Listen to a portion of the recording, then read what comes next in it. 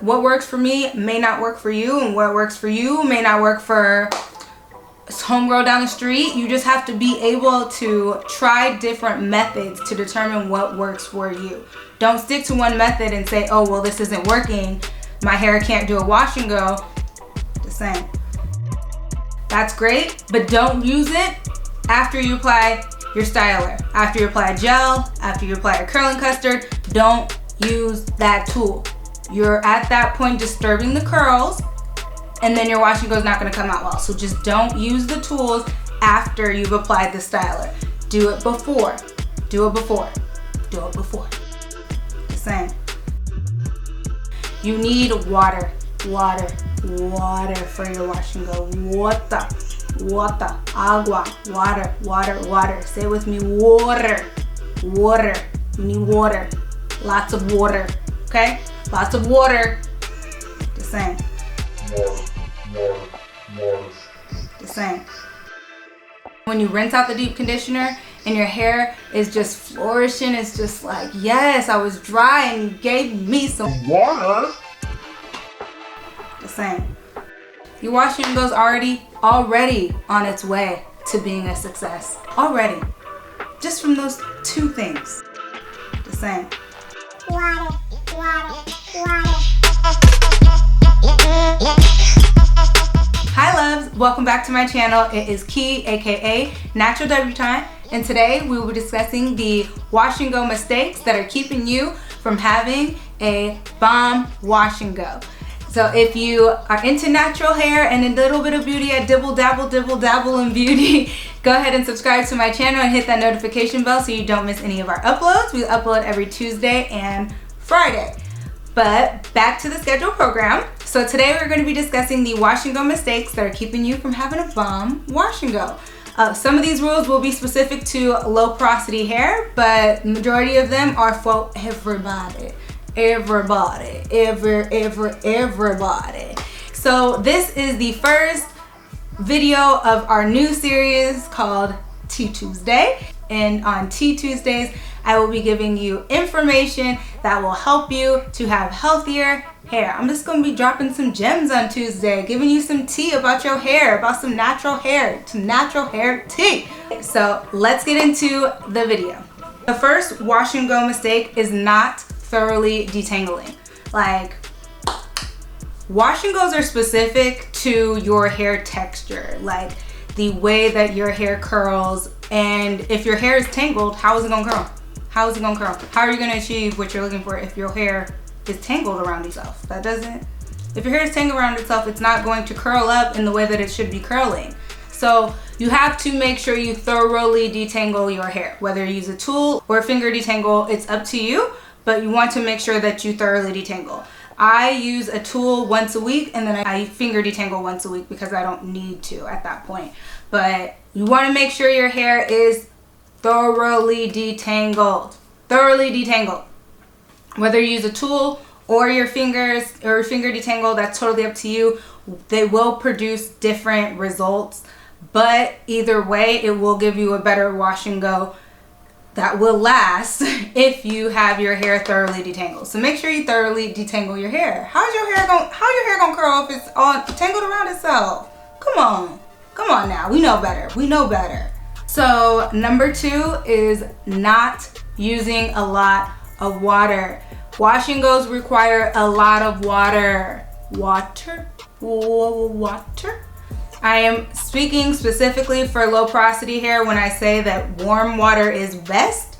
However, water in general is necessary for a wash and go. I do wash and goes twice a week, one on wash day, and then one when I co-wash once a week as well.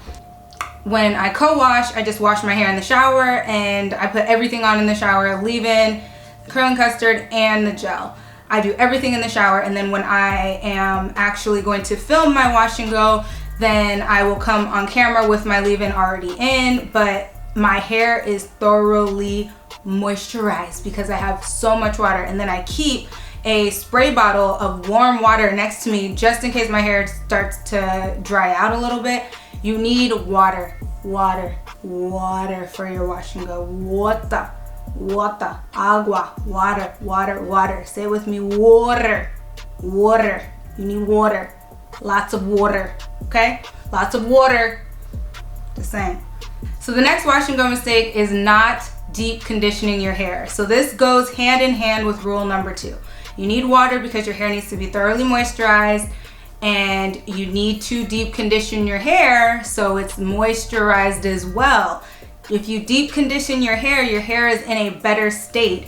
Therefore, your curls pop more just because your hair is moisturized. Make sure you deep condition your hair. Don't I know some people are able to deep condition once a month. Some people are like, oh, I deep condition once every 3 weeks. Like, that's good for you if that's what you can do and still have your hair moisturized. But if you're like most naturals out here, we need to deep condition our hair. I personally deep condition my hair once a week, every single week, once a week, every Friday. My hair is getting deep conditioned. I don't care what's going on, my hair is getting deep conditioned. You need to make sure your hair is deep conditioned so it's thoroughly moisturized. When you rinse out the deep conditioner and your hair is just flourishing, it's just like, yes, I was dry and you gave me some water. Your wash and go's already on its way to being a success. Already. Just from those 2 things. The next wash and go mistake is using a styling tool after you have applied your styler.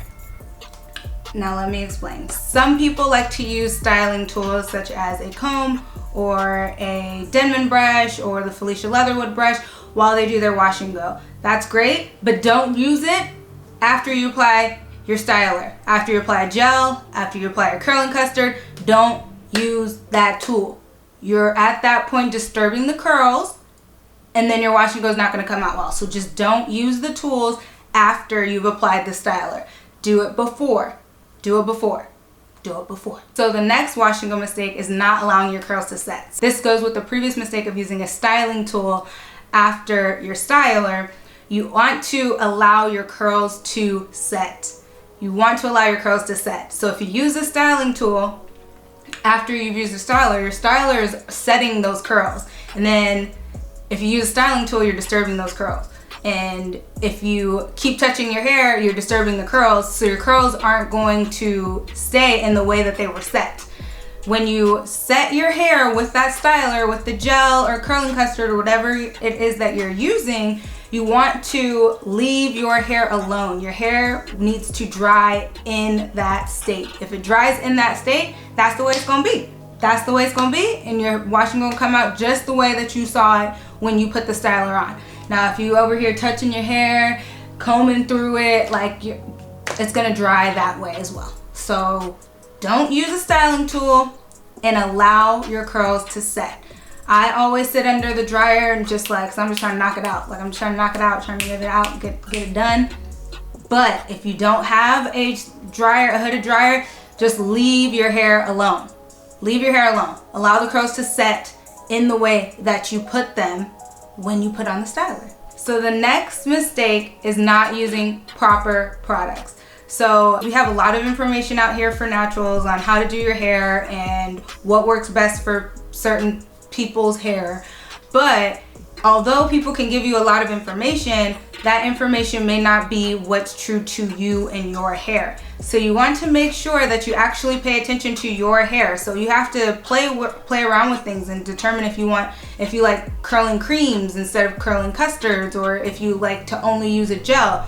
For me, for example, I use a curling custard and then a gel. It's very rare that I only use a gel. And for you, you might only want a gel, or for you, you might prefer only a curling cream. You have to try different products in order for you to know what works best on your hair and what works best for you. The next mistake that is keeping you from having an amazing wash and go is not trying different methods. Not trying different methods. I understand that we have a lot of information out there for naturals. We as naturals and natural hair influencers or enthusiasts, I would like to call myself a natural hair enthusiast. We put out a lot of information for people to learn. However, we don't know your hair. I personally only do the raking and prayer hands method, But some people do the shingling method and that works for them. I tried the shingling method and not only is it absolutely ridiculous, considering the fact that it took forever, I didn't like the way my curls looked. I didn't like the way that my curls looked. But I know that because I tried it. I know that because I tried it more than once as well. You have to try different methods. Like what works for me may not work for you, and what works for you may not work for homegirl down the street. You just have to be able to try different methods to determine what works for you. Don't stick to one method and say, oh, well, this isn't working. My hair can't do a wash and go. You just haven't tried all the different methods that will allow you to achieve that style. So make sure you try different methods. The prayer hands might not work for you. They work for me, but it may not work for you. So just try different methods. The next wash and go mistake is not using small sections. So this is so important. So you need to style your hair in small sections. When you're doing a wash and go, you want every single strand to be covered in the product that you have. So you want to have smaller if you have smaller sections, it's easier to ensure that every single strand is actually receiving the product that you're trying to put on it. So for me and my life and the way I style my wash and goes, I always split my hair into 6 sections. That's how I wash my hair. It's easier for me. And then when I do a wash and go, I split each section into two sections. So then I end up having at minimum 12. And then when I get to the larger sections at the top, I split those into 2 or 3, sometimes 4, depending on what's going on with my hair. But I always work in small sections. As you start doing more wash and goes, you can probably add more hair because you'll know what it feels like. You'll know exactly if you're getting enough product on there or not. But while you're learning, you need to make sure that you style your hair in small sections, so all the product that you're putting on your hair will actually get to each single strand. The last wash and go mistake that I have noticed is people not doing what's best for their hair. I've said this multiple times throughout this video, however, this is so true. You need to do what's best for your hair. Try different products, try different methods. If your hair doesn't respond well to soaking wet hair like mine does, try and use less water. I've seen people use no water and achieve a good wash and go. But in general, I think you really do need water. You need a lot of water, but that's beside the point. You want to make sure you do what's best for you, okay? You. Pay attention to your hair. When you pay attention, you'll be able to understand exactly how your hair is responding to different things, and then you will be able to achieve the style that you're looking for. So thank you so much for watching this video. I hope that my mistakes with my wash and go, with my journey of achieving a good wash and go, will help you to achieve a great wash and go. And I will see you in the next one. Wake, meditate, and slay.